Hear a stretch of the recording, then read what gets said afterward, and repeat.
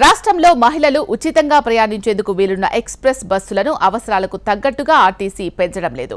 డబ్బులు చెల్లించి పూర్తి టికెట్ కొనాల్సిన డీలక్స్ బస్సుల వైపు వారిని మళ్లించేందుకు కొన్ని చోట్ల ప్రయత్నాలు చేస్తోంది. ఇందులో భాగంగానే డీలక్స్ బస్సు ఎక్కితే మహిళలకు బహుమతులు ఇస్తామంటూ కొత్త స్కీమ్ను ఆర్టీసీ ప్రారంభించింది.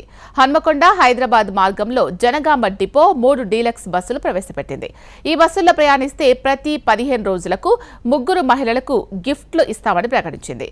ఆర్టీసీ బస్సుల్లో ఆక్యుపెన్సీ రేషియో గతంలో సగటున 70 నుంచి 75% వరకు మాత్రమే ఉండేది. మహిళలకు ఉచిత ప్రయాణ పథకం అమల్లోకి వచ్చాక దాదాపు 100% నమోదవుతోంది.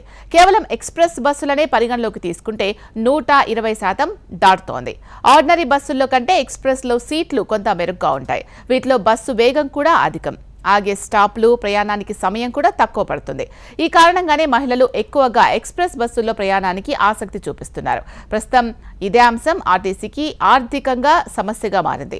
రోజువారీ నిర్వహణ ఖర్చులు, డీజిల్, ఉద్యోగులకు నెలల జీతాలకు ఇబ్బంది అవుతోంది. ఈ నేపథ్యంలో ఆర్టీసీ మార్పులు చేయడానికి ప్రయత్నిస్తోంది. దూర ప్రాంత సర్వీసుల్ని రద్దు చేయాలని ఆర్టీసీ ఉన్నతాధికారుల నుండి డిపో మేనేజర్లకు కొంతకాలం క్రితమే అంతర్గత ఆదేశాలు వచ్చినట్టు సమాచారం. ఈ నేపథ్యంలోనే పలు అంతర్జిల్లా, రాష్ట్ర సర్వీసులను రద్దు చేశారు. జనగామ నుంచి బాసర మార్గంలో 30 ఏళ్లుగా ఎక్స్ప్రెస్ బస్సు ఉంది. ఉచిత ప్రయాణ పథకం వచ్చిన తర్వాత బస్సులో రద్దీ విపరీతంగా పెరిగింది.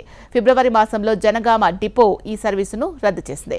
కరీంనగర్ నుంచి ఆంధ్రప్రదేశ్లోని నర్సారావుపేటకు సూర్యాపేట, మిర్యాలగూడ మీదుగా ఎక్స్ప్రెస్ ఉండేది. ఈ బస్సును రద్దు చేశారు. ప్రయాణికుల రద్దీ పెరగడంతో ఇటీవల పునరుద్ధరించారు. కోదాడ, కర్నూలు, మిర్యాలగూడ, మహబూబ్ నగర్ ఎక్స్ప్రెస్ రద్దయ్యాయి. భూపాలపల్లి, గుంటూరు, పరకాల, గుంటూరు ఎక్స్ప్రెస్లను కూడా రద్దు చేసింది. సూర్యాపేట నుంచి జనగామ మార్గం 365B నేషనల్ హైవే ఉంది. ఈ 2 జిల్లా కేంద్రాలు. కానీ 2 డిపోల నుంచి 20 బస్సులు నిత్యం 40 ట్రిప్పులు తిరుగుతున్నాయి. ఇవన్నీ ఆర్డినరీ బస్సులే కావడం గమనించాల్సిన విషయం.